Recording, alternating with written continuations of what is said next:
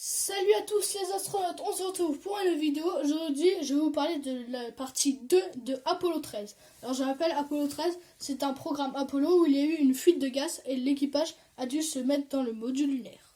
Alors, le module lunaire, vaisseau de sauvetage. Finalement, Liebergo prend conscience que l'équipage ne parviendra pas à remettre en service les piles à combustible et que le réservoir à oxygène du module de service sont perdus. L'objectif n'est plus désormais d'accomplir la mission, mais de sauver l'équipage. Sélection cruciale de la trajectoire de retour. Maintenant que la survie à court terme de l'équipage est plus menacée, les spécialistes de la mécanique spatiale du centre de contrôle étudient comment ramener l'équipage sur Terre le plus rapidement possible avant que soient épuisées les ressources limitées en énergie et en oxygène. Parmi les options étudiées figurent celles consistant à faire demi-tour immédiatement. Les spécialistes du centre de contrôle ne disposent que de quelques heures pour mettre au point des nouvelles procédures afin d'effectuer les opérations indispensables à la survie de l'équipage dans une configuration qu'aucune simulation, aussi poussée soit-elle, n'a jamais prévue. Le survol de la Lune. Une première manœuvre est effectuée environ 6 heures après l'accident pour replacer le vaisseau sur une trajectoire qui le ramène de manière naturelle vers la Terre. Le moteur de l'étage de descente du module lunaire fonctionne durant 44 secondes. 16 heures plus tard, le vaisseau contourne la Lune à une distance de 254 km. Les communications sont interrompues durant 25 minutes car la Lune s'interpose entre la Terre et le vaisseau. L'équipage bat à ce moment le record de distance de la Terre, 400 171 km, car l'orbite choisie est plus haute que pour les missions précédentes et la Lune est à l'apogée de son orbite.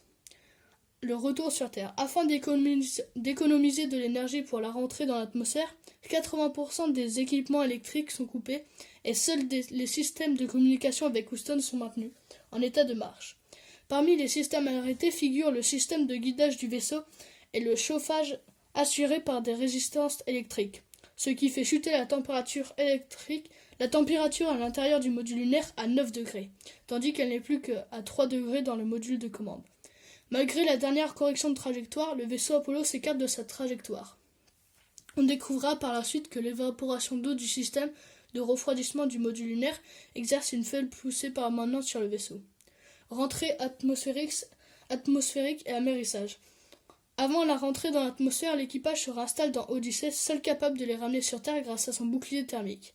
Il réactive étape par étape les systèmes de modules. Il commence par larguer le module de service.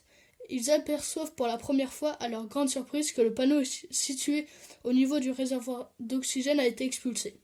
Le module lunaire Apollo est largué très peu de temps avant d'entamer la rentrée atmosphérique pour minimiser la consommation des ressources limitées en oxygène et surtout en énergie du module de commande qui ne fonctionne plus que grâce à des batteries de rentrée.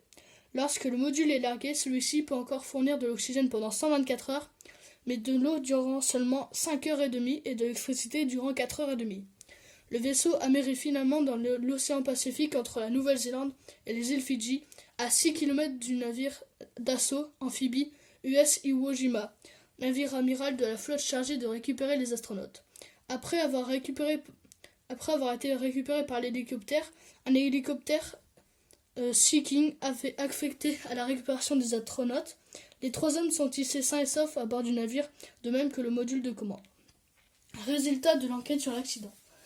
Dès le retour de l'équipage, une commission est nommée pour enquêter sur l'accident. Ses membres sont des responsables d'établissement de la NASA, des hauts responsables de la NASA ainsi que l'astronaute Neil Armstrong. L'enquête permet de montrer que l'accident résulte bien de la surpression d'un des réservoirs d'oxygène et permet de remonter la chaîne d'événements y ayant conduit en identifiant les erreurs commises.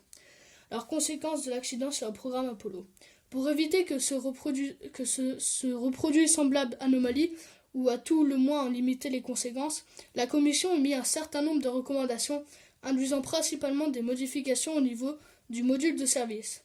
On modifiait la conception du réservoir, on supprima les ventilateurs afin d'éliminer les câbles électriques, on réduisit d'autant que possible la présence de matériaux susceptibles de s'enflammer, à l'instar de l'aluminium et du phéton, un réservoir d'oxygène et une batterie indépendante des piles à combustible furent ajoutés, afin d'une part de disposer d'une réserve supplémentaire d'oxygène et d'autre part de ne pas dépendre des piles à combustible en cas de défaillance de celles-ci. Des capteurs supplémentaires furent installés au niveau des vannes et des piles à combustible afin de disposer de plus d'informations sur leur fonctionnement. La restitution et la hiérarchisation des alarmes Ferez-vous pour mieux mettre en évidence les incidents graves, éviter que certaines alarmes passent inaperçues en cas d'alarme simultanée. Les conclusions de l'enquête mettent suite à l'accident d'Apollo 13 entraînèrent le report de la mission suivante, Apollo 14, pour permettre d'en tirer les conséquences. Son lancement fut repoussé au début de 1971. Dans les années 1980, le module de commande fut prêté au musée de l'air et de l'espace du Bourget, mais est retourné aux États-Unis en 1995 pour les besoins de promotion du film Apollo 13.